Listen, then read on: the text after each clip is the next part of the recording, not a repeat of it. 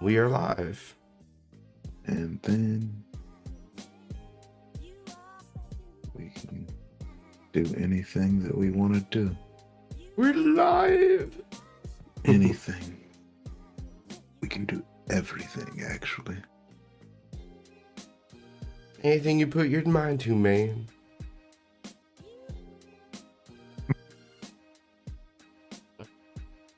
Like, as I said it, I was very much thinking of a specific line from something, but I don't know what that is.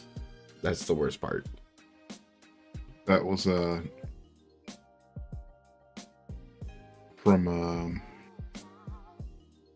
damn it. Lose yourself. You can do anything you put your mind to, man. I don't know if that's... Put yourself in the moment. It's weird because You own it. it feels so You better appropriate, never let it go. but not even purposeful. Don't worry about the purposeful. I laugh when, like, there's a whole generation that, you know, when they think of Detroit, they probably think of that movie.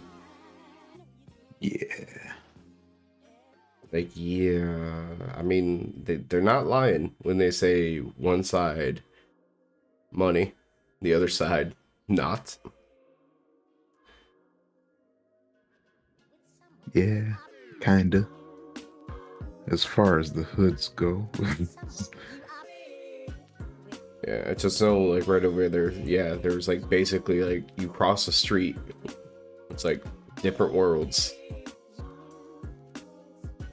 Yeah, because it's like a very fine line between where Detroit and like Ferndale starts. And as soon as you start to go to Ferndale, you see real nice houses. I mean, there's a couple areas in Detroit, like Indian Village, all that. Like, there's a couple areas that are really nice, but for the most part, the closer you get to Royal Oak, Mm-hmm. the nicer it gets. Yeah, just if you don't know the area, and like that's the part that you take apart from the movie, was when you expose this Papa Doc from being from the nice areas and the private schools. Like, no, literally, you could be a block away from somebody in just a whole different world. Yeah. Man, because, yeah, if he went to Cranbrook, that's, A private school. that is definitely a private school. That is like, or, well, when we were in school, I don't know if it is still now, but it was the most expensive private school in the area, too. Because, I mean, My mom wanted me to go to a private school, but I wanted to play football. and going Oh, to private no school is like private school. going to college in that regard. It's like, oh, you want to play football here? We would have offered it to you. Mm-hmm. Yeah, like if we wanted you to play football here, you'd already know. Like a certain But- other school that decided to go to our middle school, be like, oh, you're 6'3" in 7th grade to somebody? Come play basketball. I'd do the same shit. I would too. I'm like, oh, Like, yo, like kid, let me tell you what you'll be good at, and be and like, without a lot of effort. and you can make, if it works out well for you, you could possibly make more money by the time that you're 25 than you would if you didn't come in your entire life. Yep.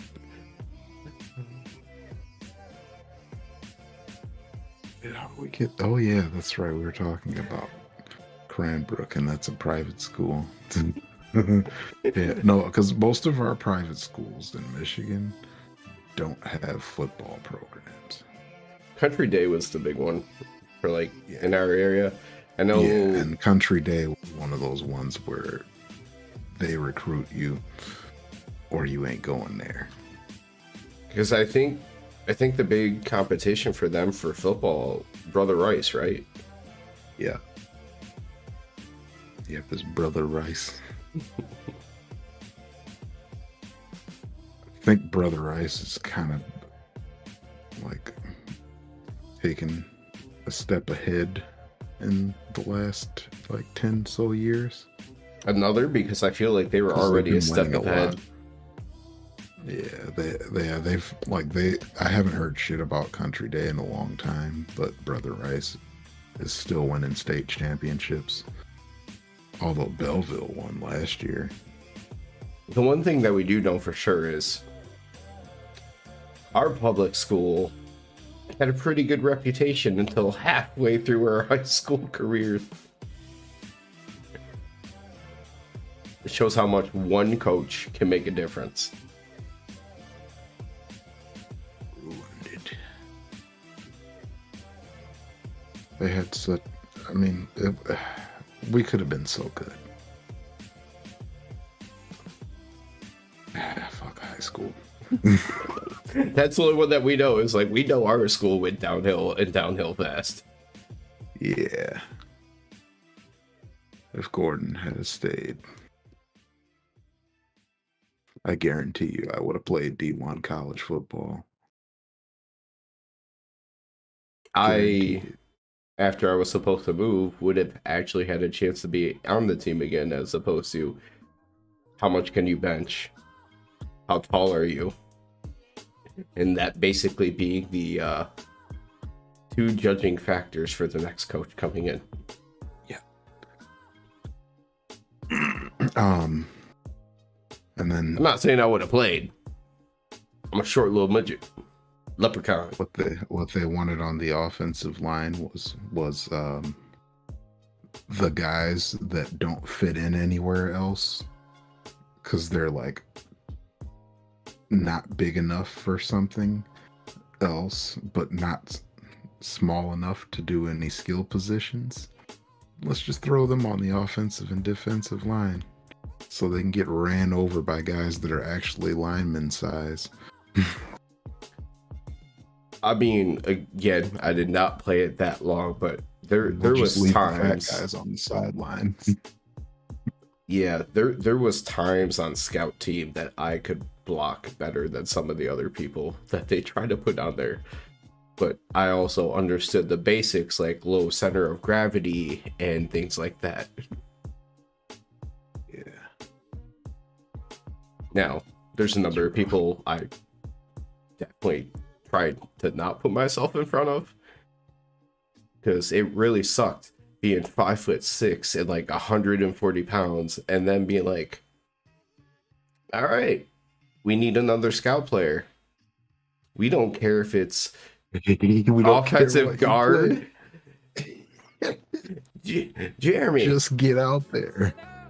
This guy has 120 pounds on you in like a foot. Block him. Good luck.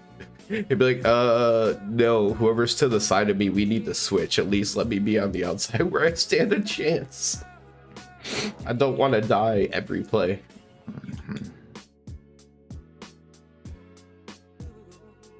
So, kick off the show in a second, but I was trying to think of how to start because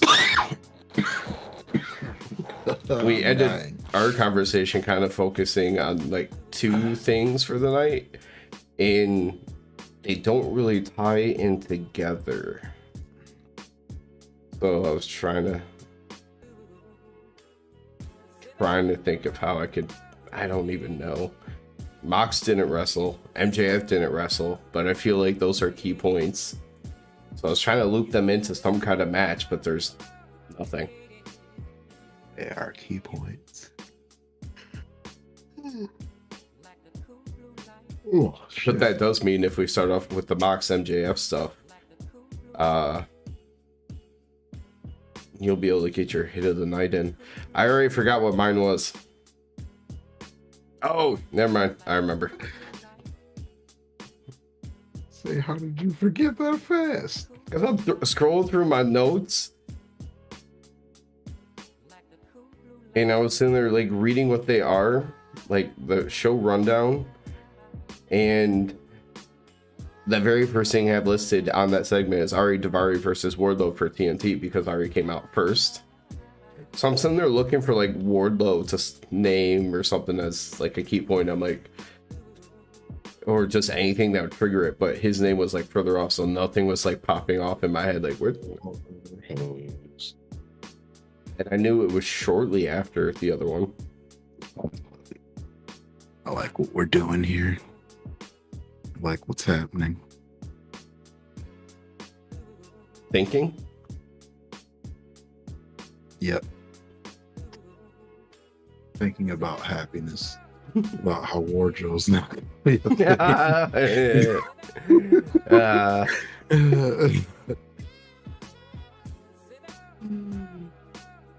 Hobbs might still get that belt. It's Wednesday. That was terrible. Yeah, it's Wednesday. Yeah, it was so bad. It's like, hey guys, it's Wednesday, and you know what that means. AEW Dynamite was on TV. I like wrestling. Oh my god, I don't think I could actually use that for video content. Like, which is annoys so many people right off the bat. Like, why the fuck am I watching this? Yes. Oh yeah. Why am I watching this part? Okay. All right. Let's talk about wrestling.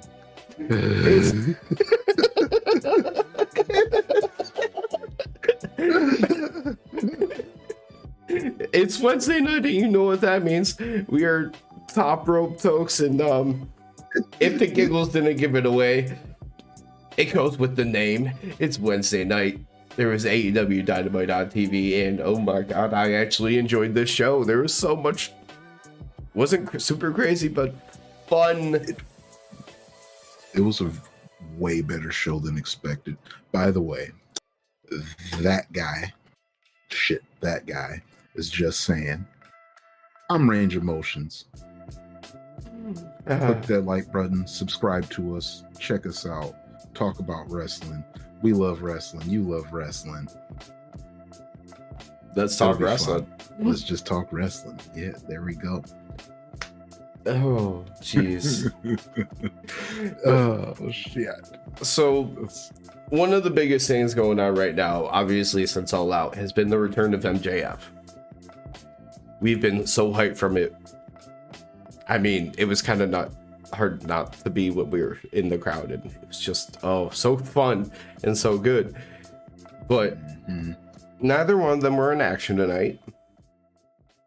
We did have a couple promo bits with them.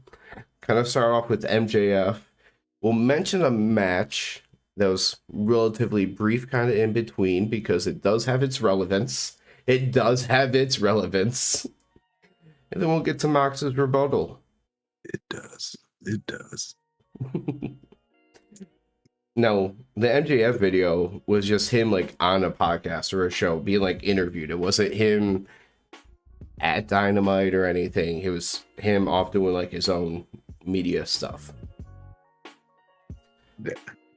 Yeah, he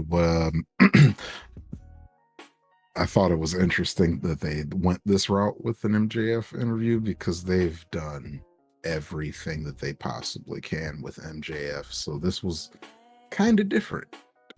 I do feel like a little different. Like it opened up the idea of, like we said, he can't go total face. He has to maintain certain heel things. So for him not being on the show every week, but they give him a good reason, so it makes it easy to kind of still walk that tight line of heel face, because it says after the attack, doctors told him if he wants to be 110%, he should not be traveling to the shows and stuff. So he's going to kind of hang back because his focus is on Full Gear. Yeah. His focus is on Full Gear, and it's going to be one of the greatest the biggest matches in all of wrestling of all time. It's the beginning of a generational talent reign at the top. Every now and then you have those like special matches that like propel somebody to another level, and it's going to be what allows him to, you know, carry this company back to the glory days of wrestling, back into the mainstream and all that kind of stuff, which I would love to see.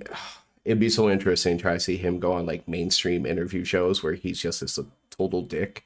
Like imagine him on some of the biggest shows. I could see him being on like a Tonight Show or something, doing that.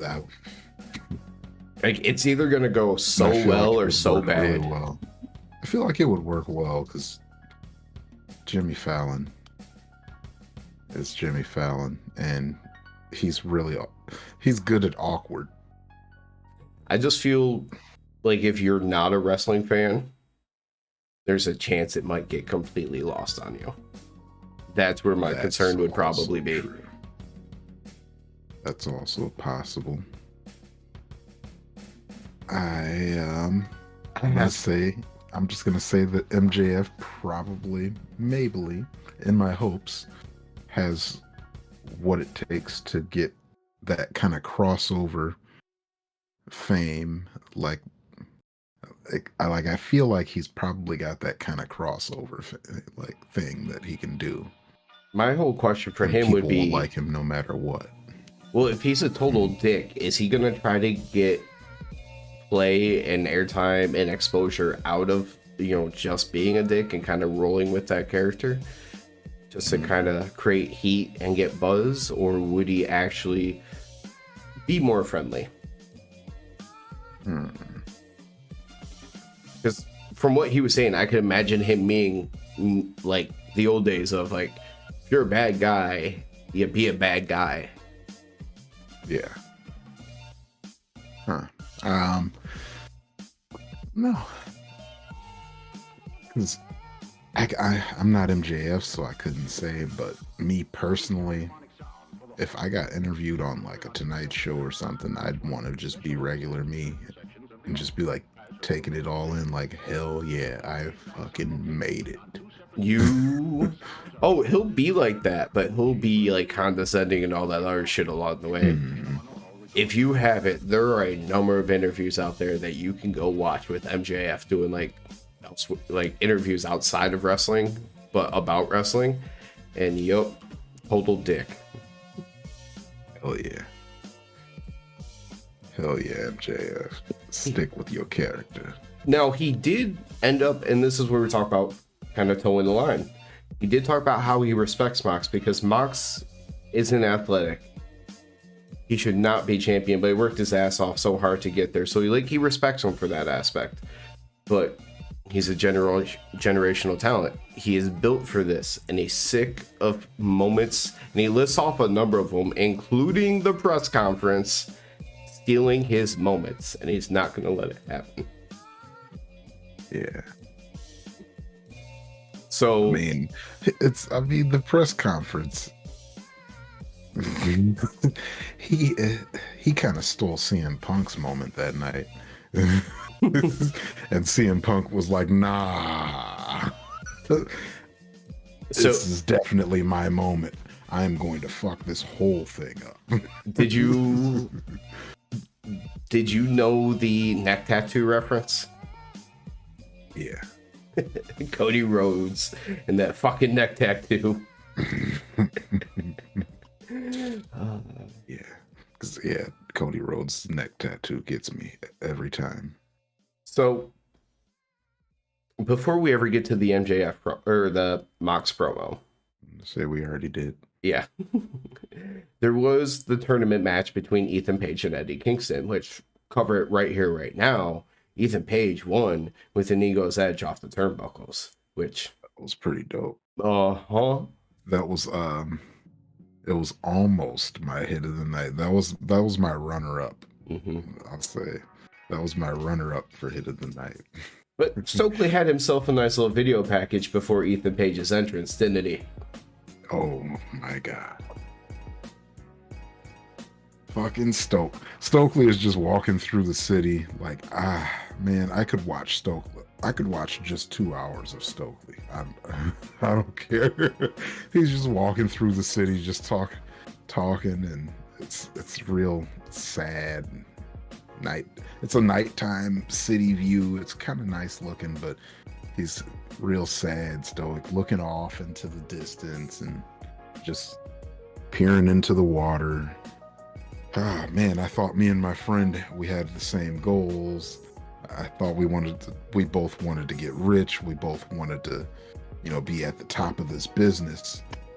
But my friend is dick riding John Moxley. And there's nothing worse than you can do than dick ride without a license.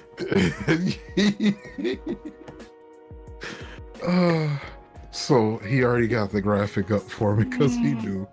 But my hit of the night is Stokely saying that MJF is dick riding John Moxley on TV.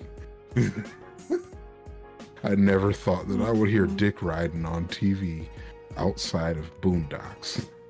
And he doubled down on it so fast too.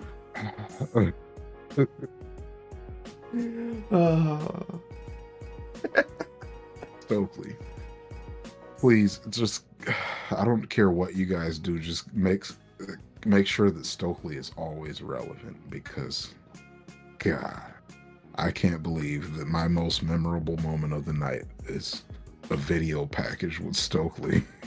not announcing anything, not giving us any news or anything like that. Talking about dick riding. Just talking about dick riding. I mean, he said that he'll see MJF at Full Gear, which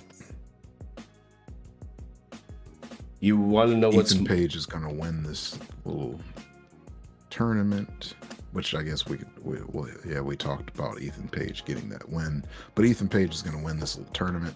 He's going to beat Ricky Isini in the finals on the other side. Yeah, definitely, because this is going to be MJF's first major feud as the champion.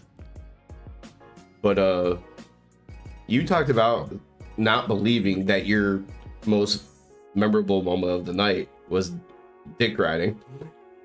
You want to know what I couldn't believe? Mox gave a good promo, and he didn't ramble. This was this might be my favorite Mox promo to date. Like my favorite longer promo from Mox. I think I'm gonna say it is my favorite because it's the only one I remember fully. Everything was pointed. I just watched it, but yes, he had an actual place where he was going the entire time, and he stayed on track. Oh, thank you. He got some quick hits in there. Like, there was a couple good quips. He stuck with the Moxley, yeah, you're a great competitor, I'm a great competitor thing. But he had his points and he made them, and they were good for once. Like, I loved when he was talking about how MJF, like, he puts on this facade. He wears clothes that his mom bought him from JCPenney. Did you see Regal's checking out his suit? Yeah.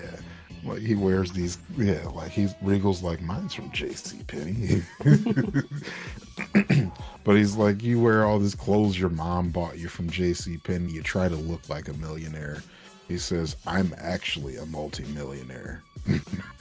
Like, I've made millions. So he knows you're full of shit. But, yeah, like, the whole point of the whole thing that he was telling the story was he would talk about when he was like 25, 26, he talked a lot of shit. He went up to Regal and tried to prove a point, and Regal beat his ass. And then a little bit down the line, he came back for Regal, and it was a different story. So he related that to go back in time to when Mox was champion before, and he beat MJF's ass. And now MJF is coming back, and, you know, we'll see what's changed. He's going to really test him out. Yeah. Yeah, the only thing that he's worried about is how much guts does MJF have? But man, just the major takeaway from this was Mox.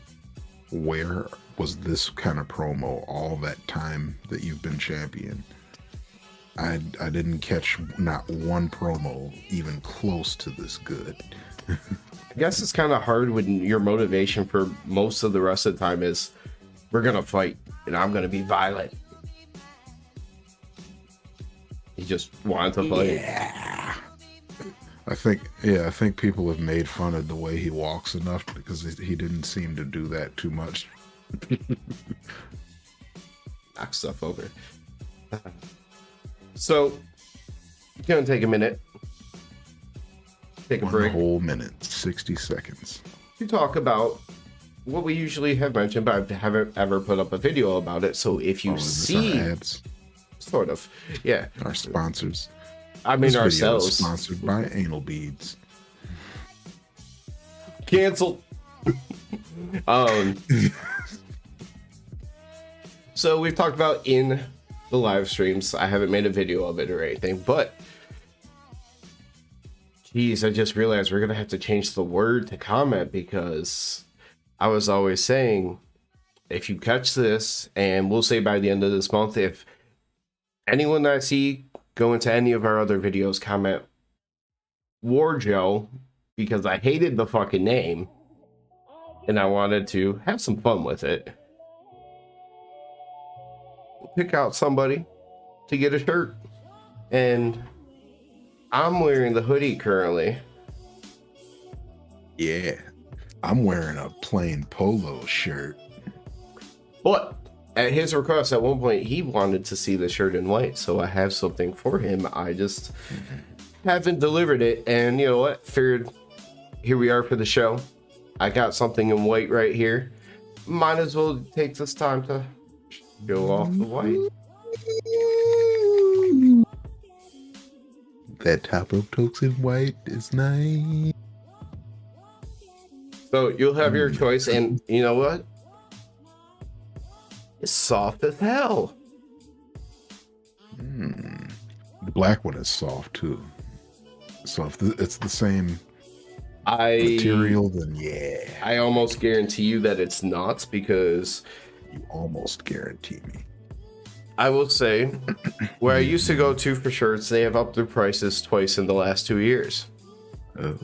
Where I think we did our last ones, I can't remember which site I ordered it off of, but I am like 99% sure I did not order it from where I ordered these. That's okay, my man. But I do try to make a point of whatever I do put up, I am not choosing the lowest quality or the second lowest quality. I'm trying to make sure, going towards that premium side, the only exceptions to that rule is The only exception. you know, when sizes matter, sometimes your options are a little bit more limited. So if I have to put something out there to make other sizes available, I will. But I will still try to choose the highest quality that I can for those larger sizes. Quality t-shirts. Top rope Tokes. Top quality. But speaking of our little promo word, Warjo, we can hop into that little part of the night, as Ari Daivari once again tried to buy himself a championship by offering up his butler services to the TNT champion. He said, you go not that far back and you're basically a servant to MJF. Well, now you can have your own. Butler did not seem down, by the way. Yeah, he was like, yo, you're about to give me away to Wardlow. He's gonna punish me. He's gonna punish me. Oh. He was not happy. Oh, he definitely got punished, because at first when Wardlow came out, he acted like, you know, he was going to take that deal, but then the Butler got power bombed. Yeah, he got rid of that Butler real fast. He got rid of Ari Daivari almost as fast. He walked around in circles a lot, and Did a whole lot of this. yeah, like the match actually ended up I feel like this whole segment took way longer than it needed to, just because Ari Daivari talked about giving Wardlow money for a few minutes. Then Wardlow came out. They danced around. Wardlow headbutt him, stood around for a while. Then powerbombed him, stood around. No. It was headbutt, stand around and do laps around the ring. That weird lariat that he does, where he does like a giant wave burst. A few more laps around the ring. Power bomb, a lap or two around the ring. Power bomb, another lap or two around the ring. And then power bomb. Yeah. This match was way longer than it should have been, but it was a complete squash. I just thought that was interesting that this was like almost 10 minutes of a segment, but a squash match. Especially what happened after, because he immediately grabbed a mic and started pushing Ari Daivari out from the middle of the ring with his feet. Like, get the fuck out of my ring. And then just like, you and your money, get out of here. Hobbs, get out here now. Bastard. Hobbs comes out, talks a little trash, but I don't think Hobbs said anything, right? It was just Wardlow talking at him, saying, "You're never going to get this TNT title. I'm never going to give it up." He's like, "You're a suitable contender. Someone finally, like, big and strong enough. We're going to be two big, meaty men bumping chests." But you're never going to get this title, and I'm going to go on to get all the titles in this company. And Joe, standing probably, 4, 5, 6 feet behind him, kind of gives a, what the fuck look? Then like, boom. Dog. Yeah. Headshot with the title. Warjo and its stupid fucking name is over. Down goes Warjo. Down goes Warjo. And he chokes his ass out. Now, it is worth noting, no, Joe is not doing the stupid thing and aligning himself with the embassy like Hobbs started doing, or what. I mean, he hasn't been like real with them, but doesn't matter. Yeah. Him and Hobbs are kind of do like the stare down trash talk. So clearly they were not in on this together. So yeah, if you get what you were leaning towards, if it does happen, that triple threat, a whole lot of beef. It's gonna be big meaty men bumping meat at Full Gear. But yes, so what's gonna happen here is there's going to be a three-way triple threat match at Full Gear.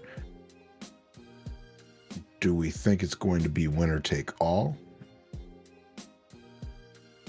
Or, well, obviously that also hasn't been confirmed either, but I feel like we can at least put it in pencil. I feel like we have to start separating Ring of Honor from AEW soon. I don't know what their streaming deal or whatever it's going to be, but I feel like you got to start separating them. So I don't know if they would take the belts off of Joe.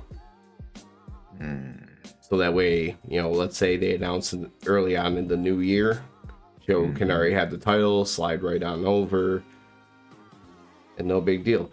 But I don't know. All I can tell you is the real winners to this are all of us. Yeah. There's no Warjo. No more of that stupid fucking name. No Warjo. We don't want no Warjo. You know what? I hope they have a segment in the near future and we get to see the Kingdom and Mark Sterling celebrate the end of that team and their stupid fucking name, since they were the only people on TV who spoke out about it.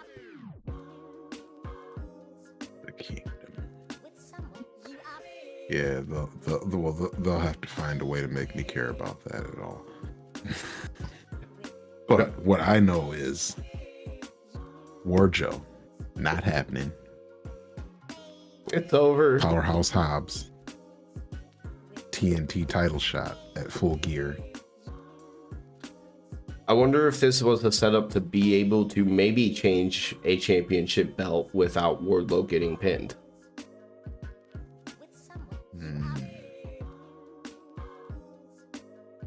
That's true, because no matter what happens, Samoa Joe is Samoa Joe. Exactly.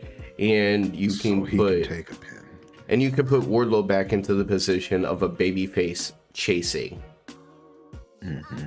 So. Yeah. Because, and I definitely don't feel like you would want to put Powerhouse Hobbs into this and lose. Because then you completely take the wind out of his sails. And you can totally do one of those things where Hobbs is a heel, where maybe somehow Wardlow gets Samoa Joe up for a couple of power bombs. Hobbs comes in and just big ass spine buster to Wardlow and pins Joe. Yeah. Like the most protecting that you could do for Wardlow while still, propelling Hobbs forward, and Samoa Joe is Samoa Joe. So yeah. But what's gonna happen is it's gonna be big meaty men bumping meat. But they can all go though. But I don't know I don't know if you've seen Hobbs or Wardlow show that they can chop/strike, or else this would be a whole lot more fun. Oh yeah. Because we know Joe can, and when you can get the actual slapping chests and all that stuff with the big meaty men. Ooh, beat that meat. All right, moving on. Big meaty men. But I really hope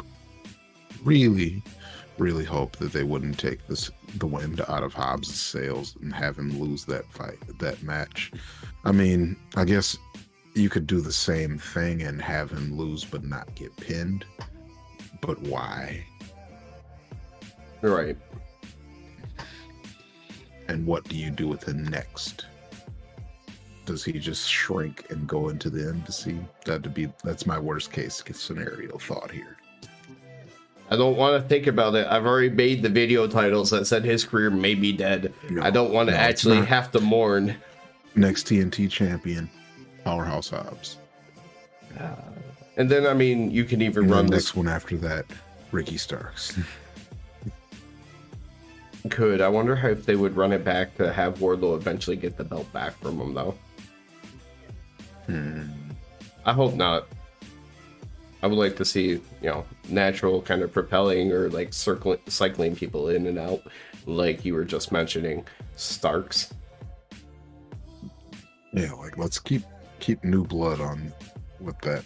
Like the TNT title, I feel like should be that like people who are pretty much ready to elevate to main event levels, but like maybe they need the right storyline to get them there.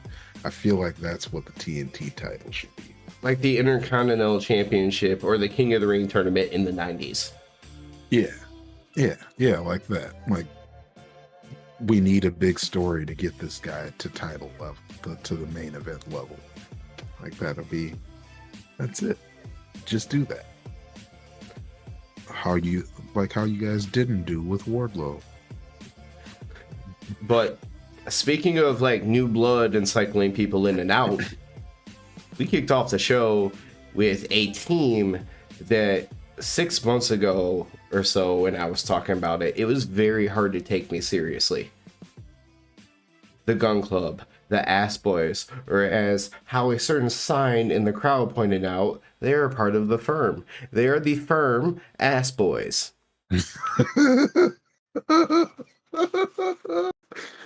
I didn't see that. Oh yeah. I randomly saw in the crowd a sign that said firm Ass Boys, and I was like, what? Yeah, what, like, and I was like, oh, it makes all the sense in the world. Yeah, they're firm ass boys now. But they teamed with Swerve in Our Glory versus FTR, and everybody's favorite tag team because everyone loves the Acclaimed. So he didn't get to say his words. He didn't get to say "Scissor me, daddy ass" out of the entrance. Yeah, daddy ass. He was not here to play any games tonight. He was not here to play any games. He went straight for Swerve. Mm-hmm. He's like, I don't care about scissoring. My fingers is all messed up anyway. I'm gonna beat Swerve's ass. Even though y'all are supposed to have a match. So gets himself kicked out immediately. Before the match even starts. Bye-bye. The match starts. Good day, sir. But of course, the match still had to start with all his, Keith Lee, "Oh, Scissor Me Daddy" chant. Yeah. Since Daddy got kicked out, you gotta still do his chant. Gotta remember that he was there. Honestly, this being an 8-person tag team match, it was one of those situations where I was going to take notes, but then you quickly realize it's just big move after big move, like cycling people in and out. And I was like, oh, sit back and enjoy this, because I don't know. I didn't really take notes on this thing. I can just go off of memory. There was my first candidate for hit of the night was Dax's superplex. So I figured you were going with it. Into the crowd. My first candidate into the crowd. Yep, that was which came immediately after Swerve had did his big old dive off the ropes to the outside, so they had a couple of spots back to forth to the crowd of wrestlers at ringside, which happens when you start to have 6 to 8 people in a match. Yeah, it was chaos for the most part. Keith Lee was not interested in this match at all. He did not want to be a part of this. I mean, he eventually, because he's a competitor, and he got it together towards the end and decided he was actually going to fight. But yeah, he was not motivated for this at all. He was over Swerve shit and being on the the side of the heels who were cheating and helping them win, and because that's the team that helped them beat FTR for the #1 contendership, and he doesn't like winning by cheating. Yeah, so he's it was almost like 4-on-3 because he was just standing there for a good portion of the match. And they were having troubles with the feed too, so it was just real weird. So you'd see Keith Lee like in the same spot for a long time. For those young people out there that might possibly watch this, if you've never owned a CD player and had to experience a disc skipping, which isn't like skipping, it's not the same as like dropping frames or skipping frames on like a video or something. It's not the same. It just rewinds and keeps going back to the same spot over and over and over and over. Like a stutter that lasts like half a second, then repeats that same half second over. It was just weird. Mm-hmm. But yeah, that was real weird. We'll say there was 2 finishing moves at the end of this match, and they were both delivered to the Gun Club. So Swerve in Our Glory completely not a part of the pinfall, because Bowens hit the Arrival, and then the mic drop was hit on Austin, and then FTR hit the big rig on Colton, and they got the win. Mm-hmm. Probably I forgot Austin did those the road dog over the top ass road dog punches. Oh god, It was fucking terrible at it. But I was like, the Road Dog Punch. I don't know if he had an actual name for it. Was it Shake, Rattle, and Roll or something like that? Yep. Yeah, that was what it was. But yeah, it was an over-the-top ass move. Why did he have to add like 3 extra dance moves to it? I'm wondering if it wasn't in a serious manner. I wonder if it was supposed to be a joke, because remember, his dad is on the other side, so maybe kind of like poking fun of his dad's old tag team. I don't know why I didn't think about that. Because Colton also did a cross chop before he went to go hit the Famouser later in the match. Yeah, I didn't even think about that though. That makes a little bit more sense. Doing Billy Gunn stuff, or not Billy Gunn stuff, but doing Road Dogg stuff. Maybe Colton should take after Billy his dad Gunn's, and do his workouts, and he'll also still need to grow a half a foot. Well, I mean, at least Colton's the taller of the one by far. Yeah.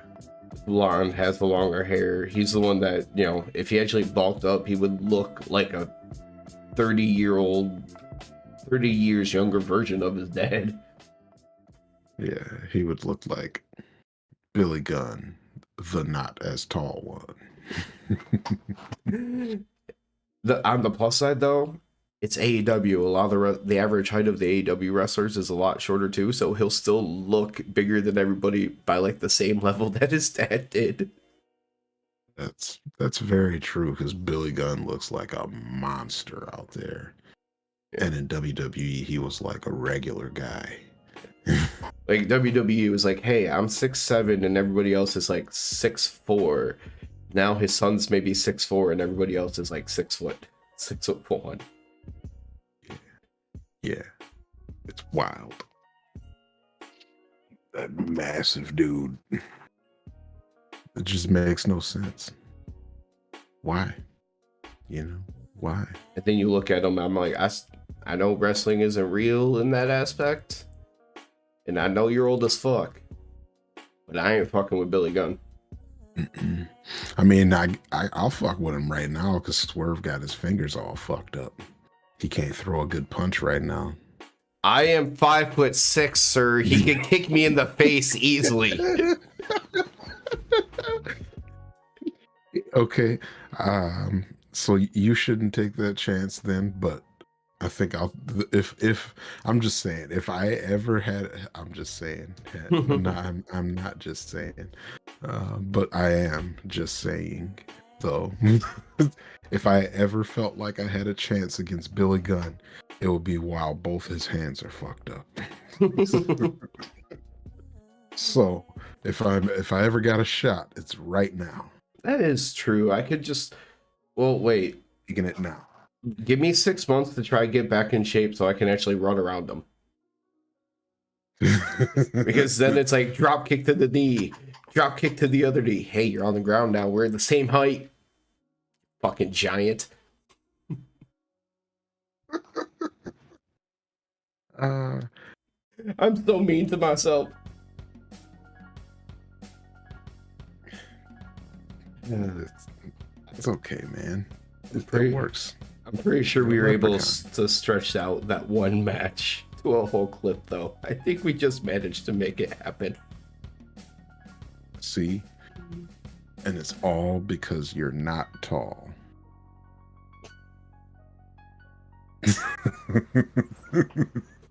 I'm not tall. I have to learn how to stretch.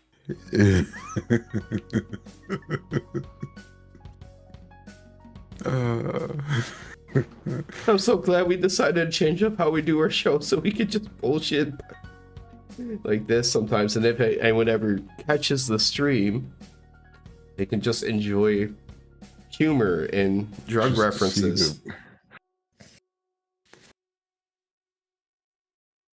It's all about drugs. And basically retelling the whole story of the movie 8 Mile. And giving a lot of backstory about the street names and the schools. that wasn't in the movie. You're welcome, people. You're welcome. Now you know more about 8 Mile. Yeah, we'll talk about Detroit like we know, just like Kevin Nash in Southgate High School. Kevin Nash. Yeah, you got so all right, for the backstory, you guys. He told me, so we know that Kevin Nash claims to be from Detroit. He told me that on some podcast, Kevin Nash said that there is no square pizza in Detroit. And he doesn't know where this Detroit style thing came from, which is bullshit. And it immediately led me to believe that Kevin Nash is not actually from Detroit. All right, so you won't. It's not in the title, but it says Kevin Nash on Square Pizza. Oh, yeah. And yeah, in the clip, he goes, go. "I don't know where this came from. There's no Square Pizza in Detroit." Yeah, there is definitely Square Pizza in Detroit. I know he's got a whole lot more viewers out there than me, so people are going to be like, yeah, Kevin Nash said there's no Square Pizza in Detroit. Kevin Nash does not know shit about pizza in Detroit. The only pizza that people like in Detroit is the Square Pizza. But here's the one thing. He is the only one that's going to say something different. And he's got some kind of weird argument right here. But he's the only one that prefers his pizza to be round. Detroiters like square pizza. Sir, I was actually going to... as bad as putting ketchup on a coney.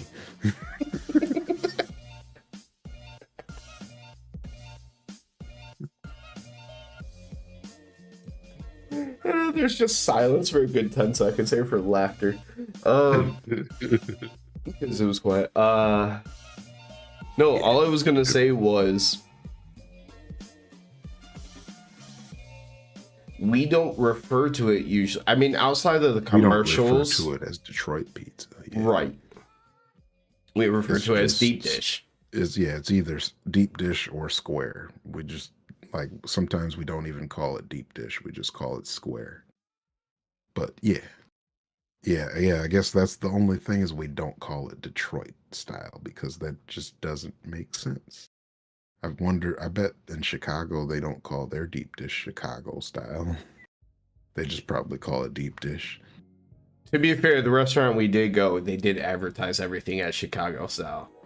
Yeah, that was definitely like a place for tourists like us.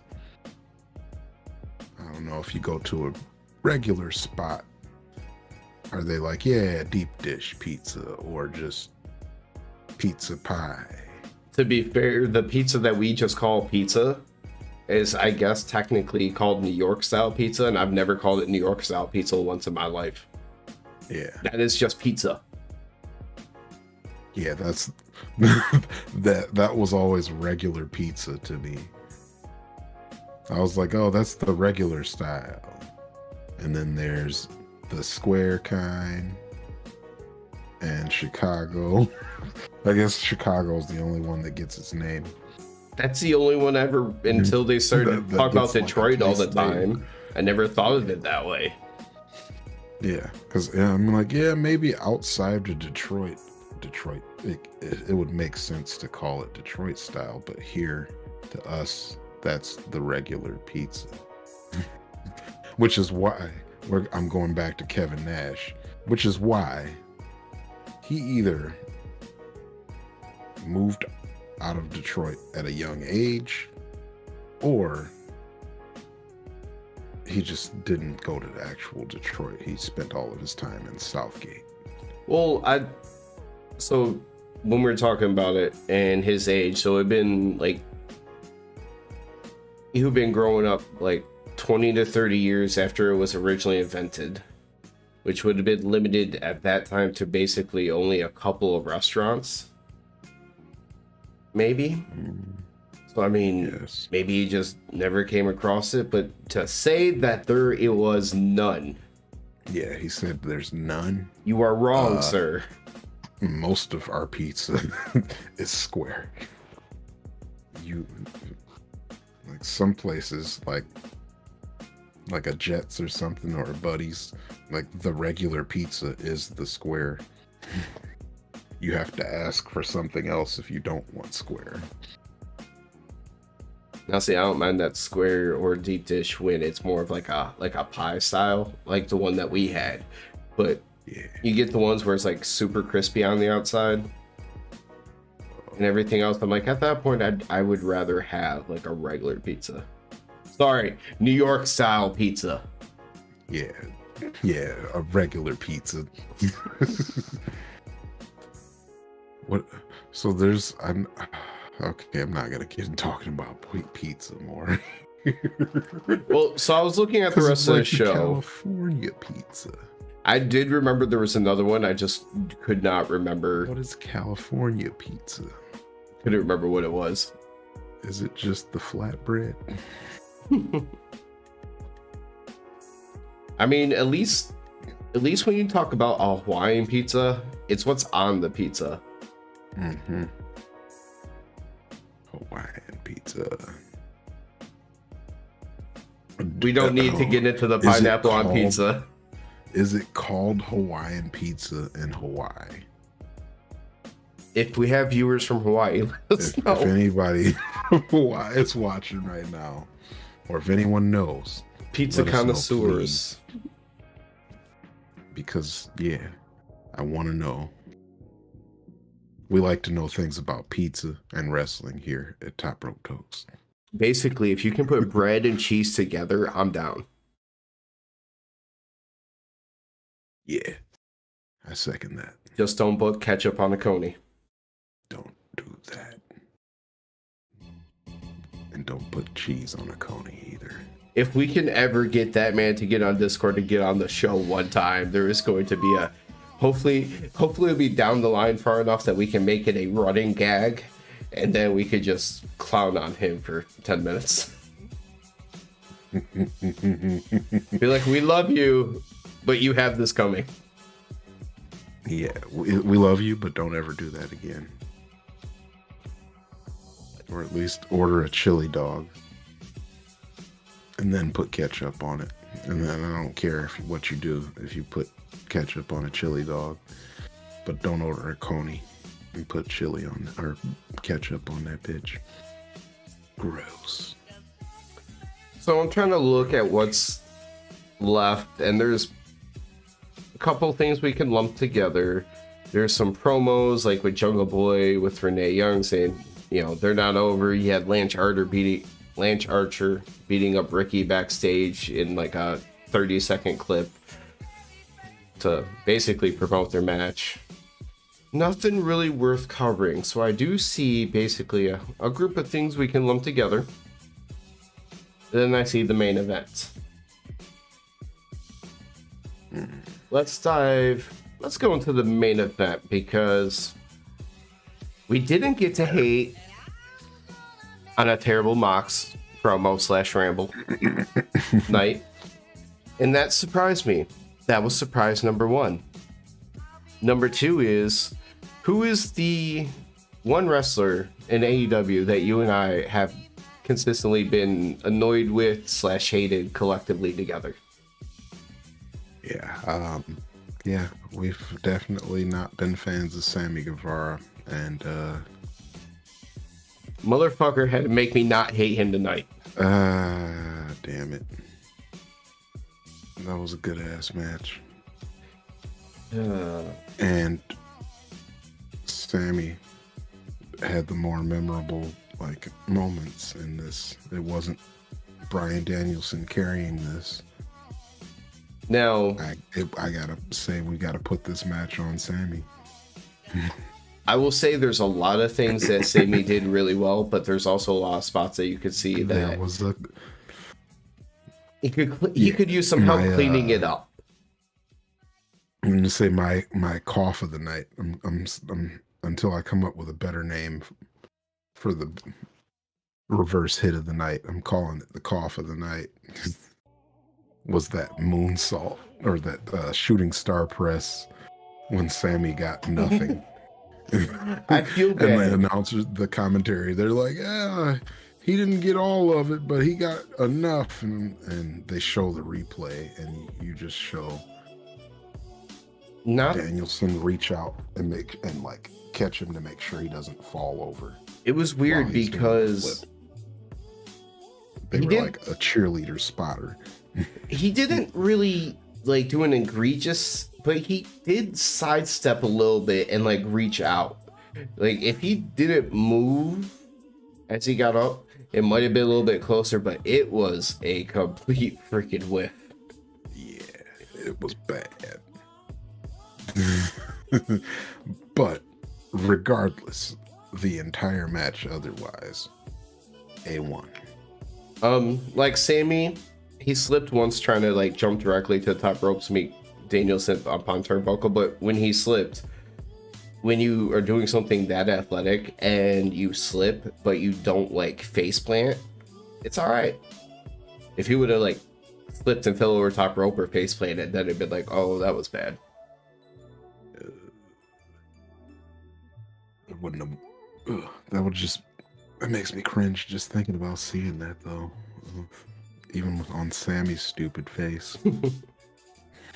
Oh yeah. Notably, the first fall was a DQ. I've not seen that yet in a 2 out of 3 falls match. I've seen it happen, but it's not a often thing. And DQ finishes period in AEW. I mean, granted, this was a 2 out of 3, so it wasn't like a finish, but you don't see that too often. He chucked that chair at Danielson's face. Good. Yeah, I forgot what exactly had happened there, but Sammy ends up on the outside, and Danielson is about to go for some form of dive onto Sammy outside, and Ty Mello steps in front of him, and she's like, no, wait, stop. And so Danielson, instead, he decides to get out of the ring. Ty moves out of the way. Sammy's got a chair and just chucks that shit at him. Oh, yeah. And he didn't toss it at him. He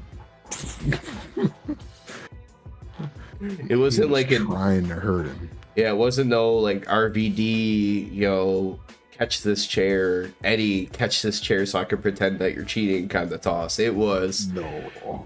It was fuck you. Last time we saw Sammy fling a chair that hard, he fucked Matt Hardy up and he was gushing blood and people were not happy about it because it was a messed up spot. It was bad.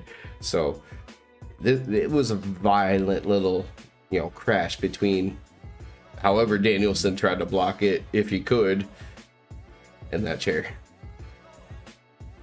And I think this was the moment when Danielson got bloody, actually. I didn't notice anything right away, but right after this was when he beat the shit out of him with the mic. Yeah, so it could have came from that. It was either the chair or the microphone, but either way, Danielson's face is bloody for the rest of the match. Mm-hmm. But Sammy gets that DQ early, and then he be bleeding. That kicked off some big "fuck you, Sammy" chants from the crowd. But it didn't take long after that for Sammy hit a GTH and tie it up at 1 fall apiece. Mm-hmm. Yeah. So we're tied up now. Sammy, I think the story coming out of this match, I guess it's not like we need to allude to the fact that Danielson wins. Mm-hmm. And that spot at the end, I'll let you talk a little bit more about it. But what I got out of this match is what they did here is they left it open so that they can say, well, if Sammy didn't get DQ'd, he would have won this match.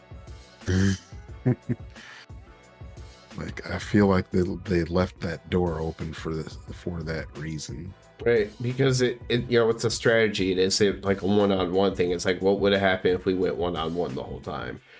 Yeah. because in terms of pinfalls and submissions, we're still at 1-1. But Yep. so towards the end, but not quite at the end, they did a picture-in-picture thing where Danielson was going for a pin, and Ty grabs the ref's leg and like drags him out of the ring, and then she walks away all the way to the other side of the ring. The camera's just focusing on him, and Ronsberg's like, "The hell, woman," and follows her all the way around the ring. We come back from commercial. As soon as the commercial ends, you see Remsburg like grab her by the shoulder, give her the turnaround to do the big exaggerated "you're out of here" thing. For some reason, it got kicks off. I was like, all right, he was on a mission. He was like, you know what? Get your ass back here. Yeah, he's like, no, you're gone. Good day. Like, there's no one else at ringside. How the hell did you think you were going to get away with pulling the ref out of the ring? Well, she had to go so that way they could wrestle clean for the rest of the match. At one point, shortly after, Danielson went for his Bazaico knee, and Sammy like catches it, rolls through, starts him off in the floppiest Boston Crab I've ever seen in my life. But then he pulls it up into a very ugly version of the Lion Tamer that he can't even hold that long, and then goes back into a Boston Crab. No, it was the Walls of Jericho. Oh yeah. They said it was the Walls of Jericho, not just the Boston Crab. It started with the Boston Crab, but either way, we know one thing happens. Basically, a Boston Crab. If it's the Walls of Jericho / Boston Crab, the match is not ending. When he pulled it up into a Lion Tamer, I was like, I don't think they're gonna win this way, but shit just got serious. Yeah. I heard you, because you were like a little bit ahead of me, and you were like, oh. Or I can't remember exactly what you said, but your reaction said, like, oh shit, I didn't think the match was going to end here, but it might. Yeah, like, Walls of Jericho, Boston Crab, no. Oh, look. Yeah, Lion Tamers. Lion Tamers end matches. Yep. But luckily his Lion Tamer was shitty. I mean, thankfully, he can do other things like moonsault DDTs off the ropes, which we got to see. That looked great. But the end of the match, the senton onto the knees that he threw on, like, well, he did elbows real quick, but they threw on the label lock, rolled over. Sammy tried to get out of it, pulled back the extra arm, and they said that Sammy verbally submitted, which it's kind of hard to believe, considering once he let him go, he just passed out.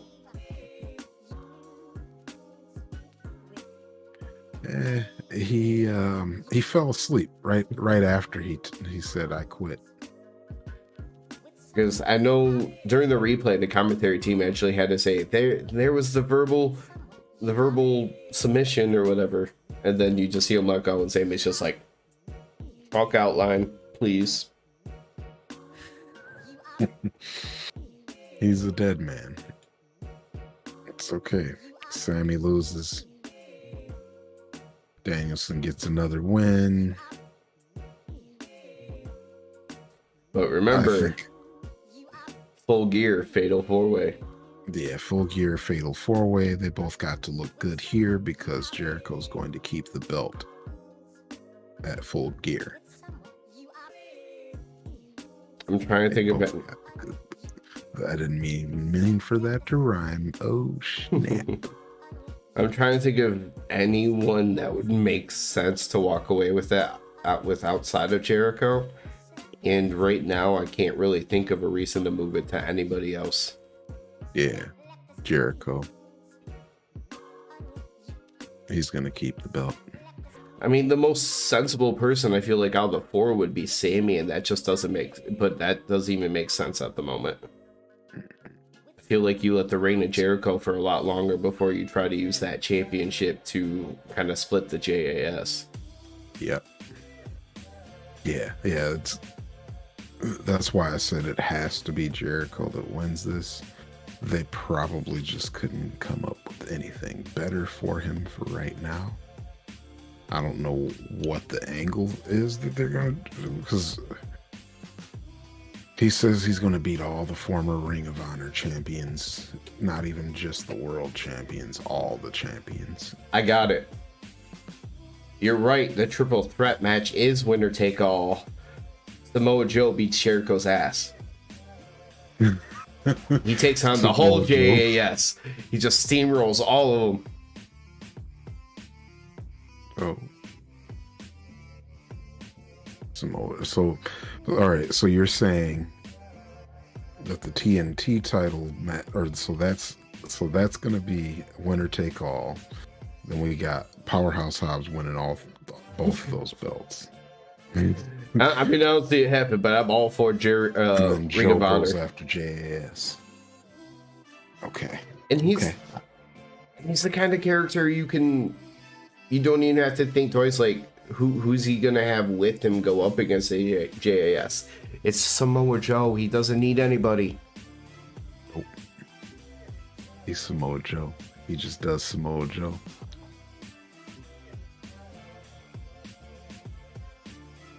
So,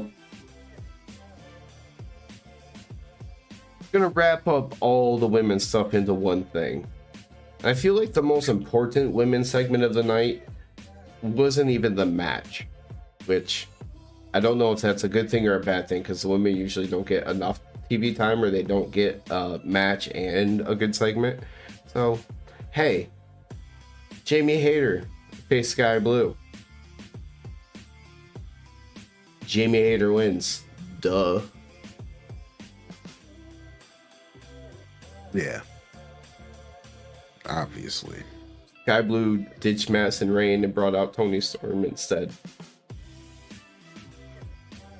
He was very upset about that, you guys. Well, I mean... although, the stepmom and stepsis team is pretty cool, I mean, Toni Storm gets about as much reaction as Madison Rayne, so it's not like you're really losing anything. That's true. That's true. I feel so mean, but I'm not even trying to. It's hard not to be. So, when I say that they actually had 3 different parts, and the biggest one was actually a segment, that's because Renee Paquette did have a moment backstage with Jade and the Baddies. That's right. I'll sum this up for you real fast. I know Nyla Rose is going to be here on Friday. I'll see her on Friday. Oh, I figured you were going to go with 4 words. Nyla Rose, full gear. Because that match was announced. Yes, that was announced. But yeah, that was it. Nothing else there. So, where the real action was, I guess, with the women, was Tony Schiavone with Britt Baker. Hold on, no. That's not right. Dr. Britt Baker. EMD. With everything being backwards, I wasn't sure. And Saraya. So, we talked about it as we were going into it. I was like, usually when Britt gets these kind of segments, they've all been pretty good. Mm-hmm. And you've had 0 investment in Saraya so far. Yeah. How do you feel after this promo tonight? This was... I don't know. I'm still on the fence with Saraya, because all she did was finally fucking say that she can wrestle. I do feel, and this... I mean, like, I felt the emotion, but I didn't care about what she was saying at the same time. I don't know. It's weird because I was like, I can feel it. I understand. You're a pretty good actor, but I don't know anything about you, and they're trying to force me to care about you. I still don't. So it's kind of like the whole me with Wheeler Yuta thing. I just personally do not care about him. I understand it, and I see the reactions and like everything else. I just I don't care. But it was easy to tell from this promo, as you just kind of pointed out, with the way that she delivered her promo, the emotion, what she said, that kind of stuff, that hey, finally somebody who, you know, can kind of go toe to toe, another person who can really talk on that level for the women. So I liked that. I could feel the emotion coming from her. It's just because I am not invested in her at all. There's gonna have to be more to build her up. Like throwing her immediately in with Britt Baker didn't do it for me. Which actually was a huge kind of ending point for this promo, because Saraya basically goes, she talks about her medical stuff, right? She said she saw more doctors, got more MRIs, x-rays, all that good stuff. And unfortunately for Britt, I'm 100% clear. Big reaction. This is her house. Britt calls the fans fickle. Because as much as they love Britt, for her not to begin the bigger reaction in the ring is opposite of normal. Yeah, usually she's getting the biggest reaction, but people wanted to hear this since the moment she got to AEW, because it's been, I don't know, it's been annoying me that they're just like, oh yeah, she's here, but will she wrestle? Like, come on, man, you brought her here to fucking wrestle. You don't make that big a deal out of somebody if they're not gonna wrestle. Especially after they've already brawled. If she wasn't gonna wrestle, they wouldn't get physical. Right. Yeah. Like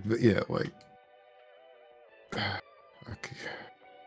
All right. My ranting is over. Because I see potential for something good for the women's division coming from her.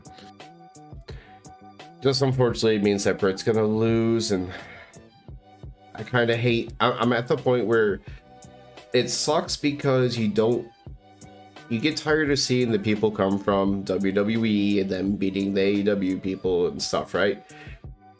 But this isn't someone who just left and is just switching companies. It's a whole different ballgame. It's a whole different story. Britt's gonna lose. Oh yeah. Saraya gave her neck for the business. Did you know she got hit by a car and wrestled on the same day? I did. Well, I've known that for about 2 hours. But that's about the point that we got to get into the more serious conversation in the back and forth promo, because Britt talked about how she built AEW up into this fortress that other people want to move into, and she was proud of that.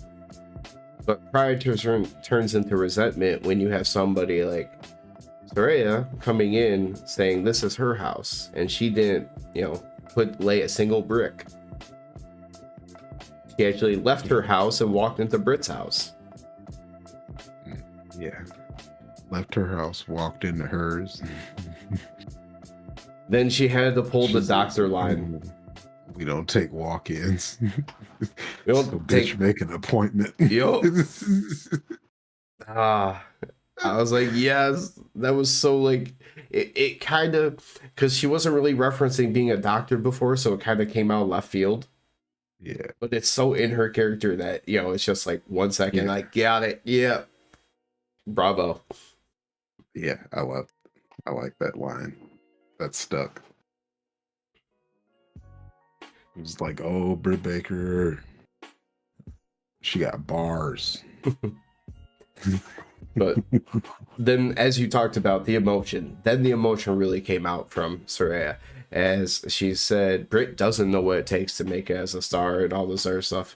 It's about how Saraya built the revolution that, you know, she's just kind of trending off of.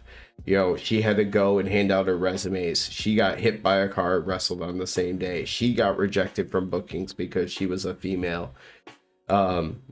That she had to grow up and, you know, have her drug addiction on display for the whole world. She got humiliated for the whole world. Sex tape. But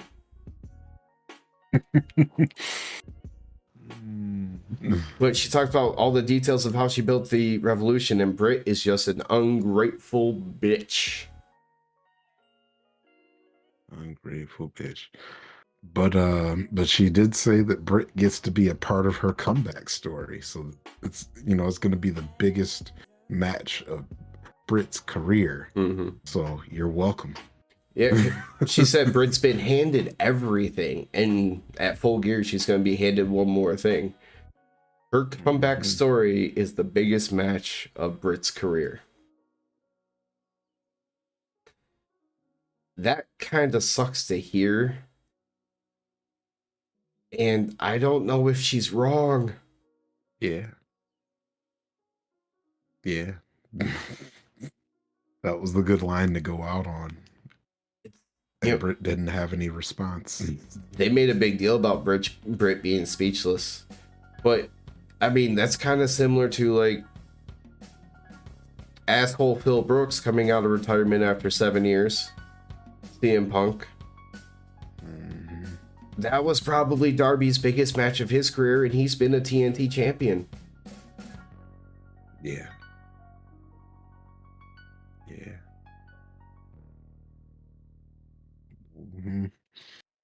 Britt went to take a swing on her, and Saraya hit her finishing move from back in the day, which was called the Rampage, with her name being Paige. I don't know what they'll call it here. What was that, like? Cradle DDT. Yeah, it's a weird DDT. Capture DDT is probably what it's called. Yeah. Yeah, because it looks like someone tried to dive at you and hug you, and you just caught them and put them in a headlock and dropped them. It's like, Daddy! And you're like, nah, fuck you, kid. I'll be honest, out of the finishing moves that I've seen her use during her career, it's probably the best looking one, which I don't know if that's saying much. Because at least it can look good, but also I was seeing that before AEW and wrestling around the world, where people were constantly being dropped on their head. Where in the other company, they were trying to avoid dropping people on their head. Okay, so it's the draw is that people don't get dropped on their head like that. But now we see it every single week, all the time. Yeah. It doesn't look as vicious. This looks just better all than about Mox's DDT.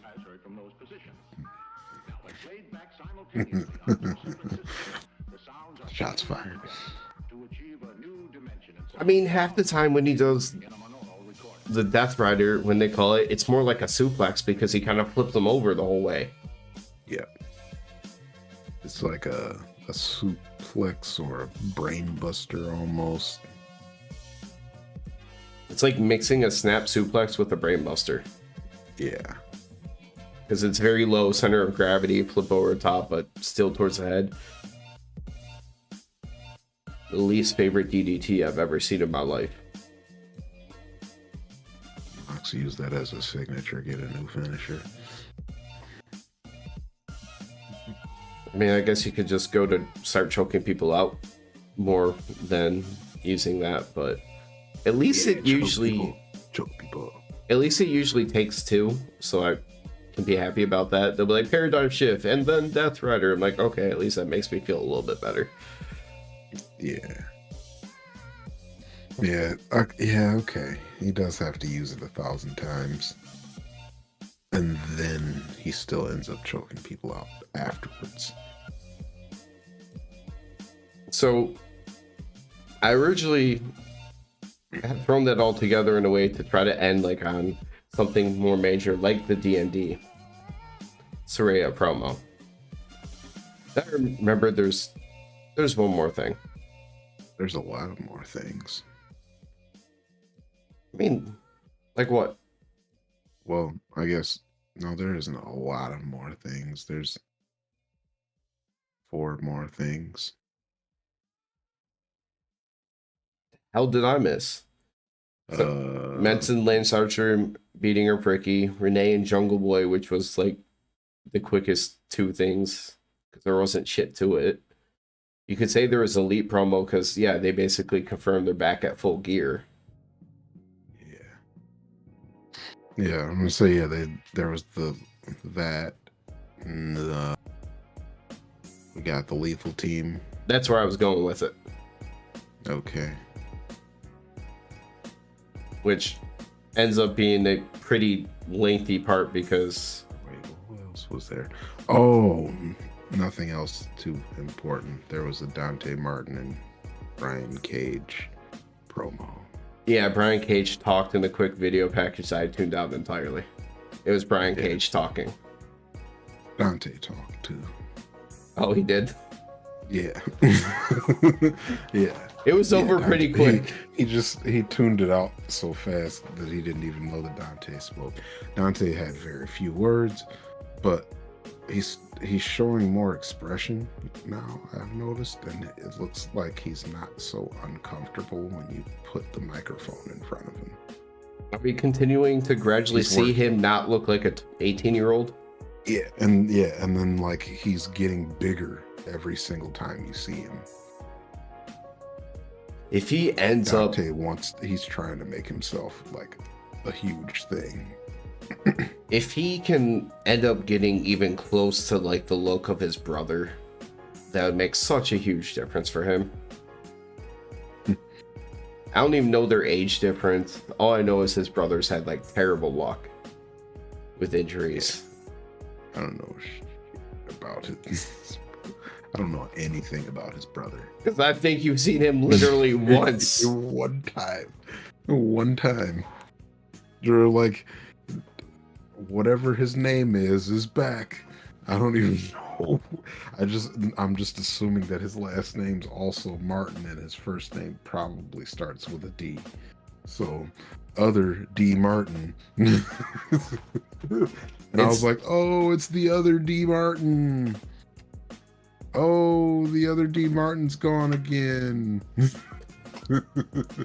So I can knock out giving you his brother name with one simple clue. Where did "If I Was in Jail, I'm Just Saying" come from? Oh, it's Darius. That's great. Darius Martin. Okay. Yeah. So yeah, I saw Darius, like this is obvious that I've only seen him once because all I know is that his name starts with a D and his last name is Martin because he's Dante Martin's brother. I think it might have been twice. I'm trying to remember, but if it was, it would have been back-to-back weeks because they had that random like tag team battle royal a long time ago that they were the finalists with it. The Young Bucks versus Top Flight were the finalists. And Darius was the last man standing. I just can't remember if they wrestled a match the next week before he got hurt. Like an actual match versus a battle royale. Excellent. I don't think so. Yeah, that was it. I think that was it for me. Or at least because I definitely remember that match, but the only Martin that I know is Dante. So, Lexi Only Nair. Martin in wrestling.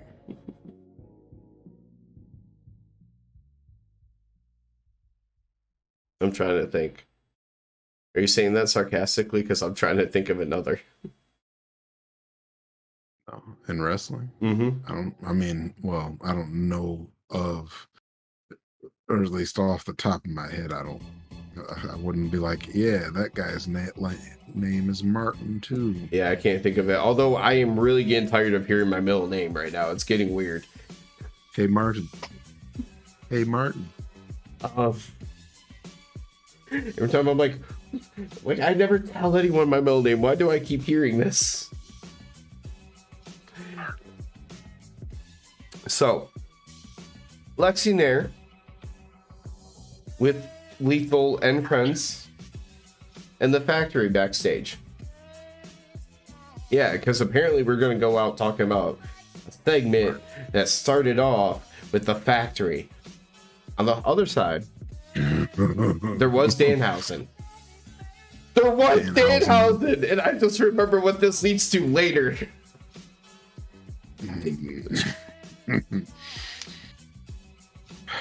Yeah, this is an interesting ending that we've chosen here.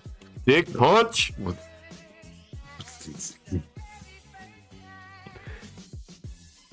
That's good that on the same episode there was Dick riding and a dick punch. It's pretty good. Yeah, over here at Top Rope Tokes team. No, we're done. Oh, what were you about to say? Say it. Before you disappeared, I was gonna say we're talking a whole lot about dick tonight. That's what we're doing at Top Rope Tokes. Oh, okay. Yeah, we talk about dicks. Sometimes it's about dicks. But yeah, so anyways, speaking of dicks, the Lethal team, those dicks. I thought you went with QT Marshall. They're over there. They're standing there with QT Marshall in the factory, and specifically Cole Carter, I think is the name. Cole with a K. Yeah, Cole Carter. They paid him off for attacking Darby as Sting. They were like, "Yeah, thanks, man. That's what's up. Here's your pay."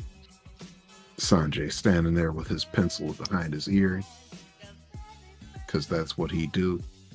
And the best friends walk up.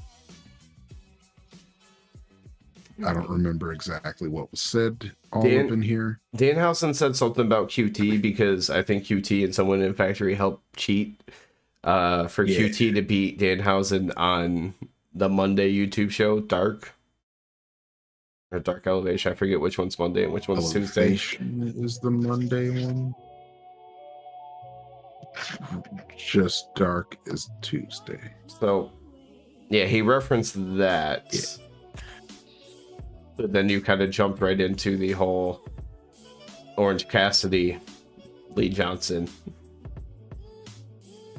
Oh, yeah.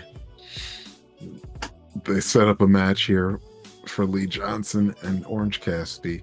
Orange Cassidy, in typical Orange Cassidy fashion, whatever. Like before QT even gets like to finish his proposal about setting up the match, he's like, "Yep, okay." He just gave no fucks and it's like, "Oh yeah, yeah." He's like, "Sure, whatever you say." Down. We'll do it. So Lee Johnson gets to lose to Orange Cassidy on Friday. Then we had an odd transition where, like, I swear they faded those two out, and then next thing you know, you just kind of see, best friends up against all it's scumbags. And Lethal and Cole ignore it at first. Like, what?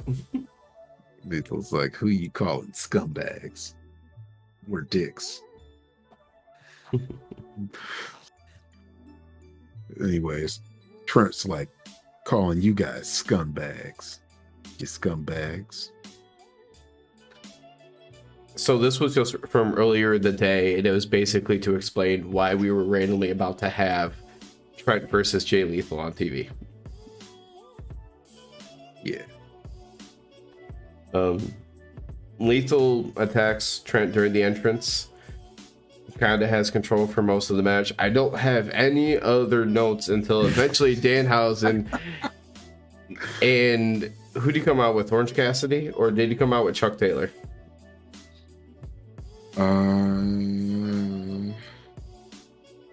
But he came out to ringside, and they were kind of sick of it. I think he came out with Chuck. But at some point, he jumps on the apron to curse Satnam Singh. At first, he runs into him like head first into his belly because like it's that big of a size differential. Starts to curse him. Duck gets his attention and like turns Danhausen towards him. Danhausen just straight up Johnny Cage style, straight fucking punch to the dick. Yeah, he punched Sanjay Dutt in the dick. Can't be doing that to the pencil man. Singh like immediately murdered Danhausen after, but yeah, Danhausen's dick punch. Mess with my boy Sanjay Dutt. Yeah. Satnam. I like Satnam Singh's headbutt better than Wardlow's. Let's see. Wardlow was a part of the worst tag team name in the history of wrestling and possibly has the worst headbutt in the history of wrestling. Yeah, I don't like his headbutt. It's like Luchasaurus for me, and then anybody else, Wardlow. But shortly after the Danhausen dick punch, Jay Lethal's able to get the win with Lethal Injection. Together, they're walking up the ramp, and then they go to start talking about what happened last week, and they bring out Jeff Jarrett. He didn't say slap nuts. It was so disappointing. It's the only thing that could redeem this man at this point. He did not say slap nuts today. I repeat, no slap nuts. Boo. He had chances. I felt like it would have been a very natural thing to do, and he didn't do it. They just want to focus on calling himself the last outlaw to see if he can try to get it over. Yeah, I just got my... I just looked at my notes for this match, or for this segment with Jeff Jarrett. And it just says, Jeff says nothing useful. Yeah. That is how I summed it up. He like tries to explain, they're like, why? What's going on? He's like, when a friend calls, you come. I've known Jay Lethal. I gave him his first contract. Sanjay Dutt has an IQ of 181. We've taken over companies. You just see Sanjay Dutt in the background, like he's like twirling his pencil around. And then, you know, he just basically talks about Satnam Singh being, you know, 7'5", 1 in a billion. It's like, you want to know where he got that nickname? His Netflix documentary. The only Indian player ever drafted to the NBA. No, I looked this up. I believe, if I remember this correctly, he never played in a single game. Sounds about right. Because I feel like that would have been news. Like, hey, check out this giant Indian guy playing basketball. No Indian guy ever has made it to the NBA. Like, the only reason why they didn't make a big deal out of it is because he didn't play, apparently. Well, I mean, we all know if you're a second round pick in the NBA, there's a solid chance that your career starts in the G League and ends up in China. Yep. And he was just like, hey, I'm going to do wrestling instead. I'm 7'5". I don't even have to run.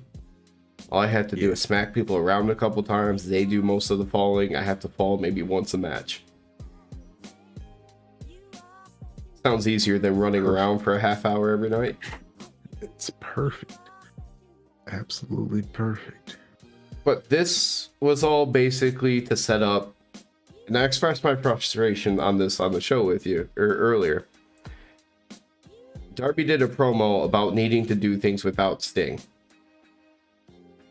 He gets destroyed, and then immediately shortly thereafter, he is booked in a tag team match for Full Gear.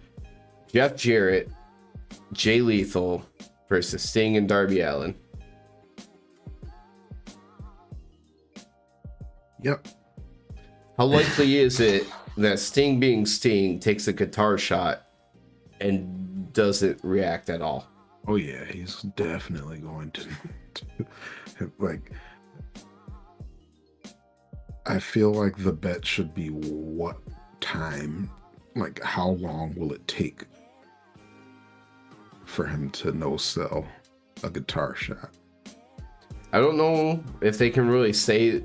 I guess they can because there's not an issue.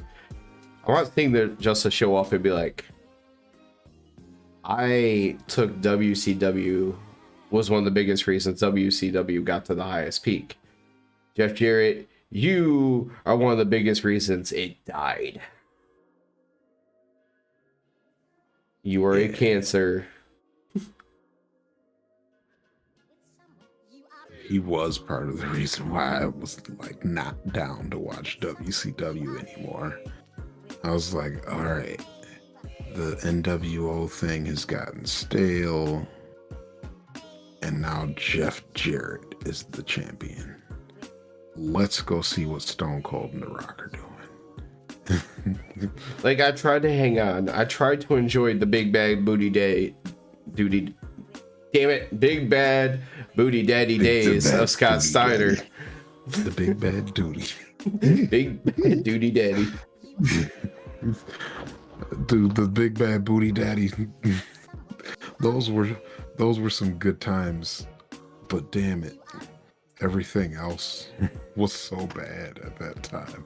Because like those were kind of running together, those two time periods, because you kind of got to the era of the last people really around were, you know, Scott Steiner, Jeff Jarrett, Booker T, Vince Russo, David Arquette.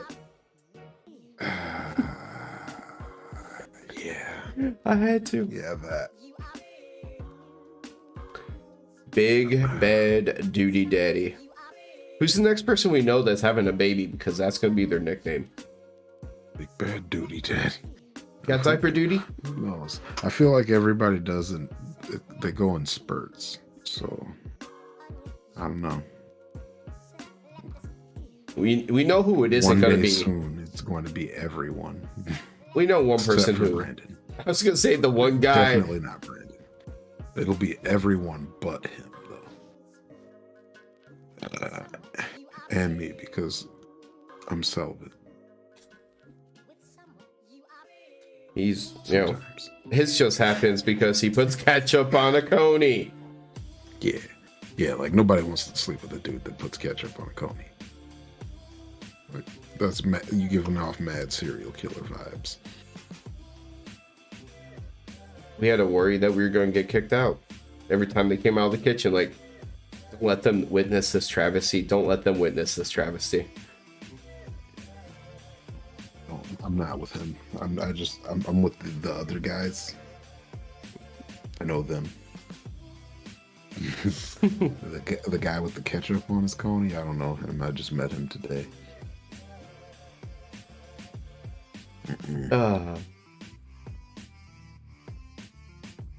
There was a lot of laughs tonight. And not much to hate.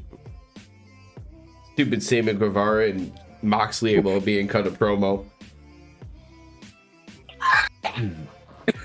We talked about possibly not having surprises before the show because I was like, well, there's only one more Dynamite before the pay-per-view. They might save it for kind of then to build stuff up.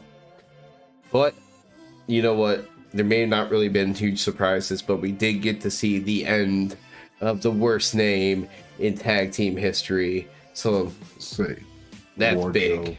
Is done. Man. Come on. Yeah, Wardlow being done is enough. We won. And with that being said, we did get quite a few matches confirmed for Full Gear. And it's starting to shape up better than I hope. Mm-hmm. But yeah. With Wardrobe being done, and it's midnight, you know who else is done?